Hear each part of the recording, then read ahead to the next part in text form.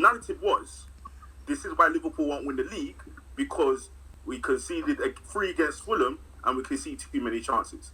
Now, I'm not saying that Liverpool's defence is better than Arsenal's. I'm not saying that.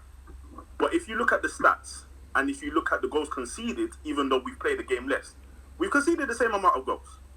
Also, again, I do believe that Saliba and Gabriel has been the best centre-back partnership this season. But when you look at your goalkeeper, Raya, it kind of balances out because he's got a mistake in him. And we've got Alisson, who people have been arguing has been keeping the scores down for us. So what I'm trying to say is that there's certain narratives that I see that are changing. Now, I'm not saying Arsenal won't win the league. They can. Obviously, they can. But why is it so different for Arsenal than for Liverpool? When tactically... Go on, Nathan. No answer that. I want to go to Nathan and then Saad on this one, please. Because you're not looking at context, because you're looking at things like just as they are.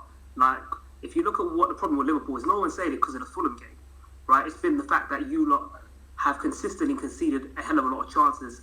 And if you look at your expected goals against and what you actually conceded, and the amount of times Alisson has done brilliant saves and whatnot to keep you in the game and win you games, has been at a higher rate than Arsenal, for instance, who don't concede as many chances. So that's what it's based on. So if you want to look at it in isolation, in theory, yes, what you're saying works. But when you look at it as a whole and how many chances you concede and how open you are defensively, that's what the difference is. And no one said here that this means Arsenal are going to win the league, right? But what it does do is when you are playing badly, when you're not having your best game, when you go away to a game like Luton and they make it physical and you're off your game, you get 3 points. That's a good sign. We saw City last season where half the season people say City don't look the same.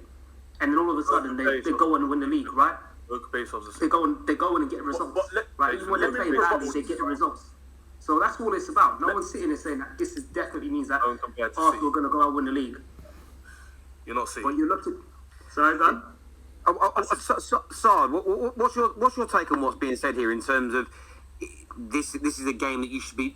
What I'm trying to paraphrase here, but this isn't any kind of... This doesn't indicate at all that you can win the league. This is a problem that you only won 4-3 tonight. Personally, listen...